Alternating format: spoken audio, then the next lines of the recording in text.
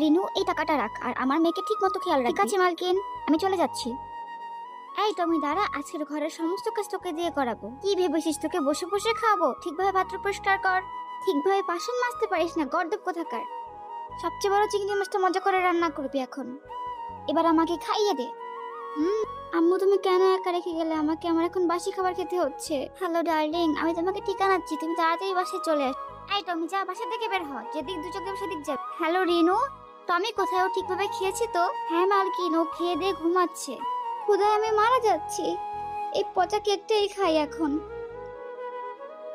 খুব ক্লান্ত হয়ে গেছি, এবার ঘুমাই। এই কেকটা বাচ্চা এখানে ঘুমাচ্ছে কেন? হ্যালো, আপনার বাড়ির কাজের লোক আপনার মেয়েকে টর্চার করেছে। এ কি বলছেন আপনি? আমি এক্ষুনি আসছি। রিনু, তোর এত বড় সাহস! আজকে তোকে বোম মেরে তোর চান্দে উড়িয়ে ফেলবো। দাঁড়া, আমি আসছি। অসভ্য কোথাকার।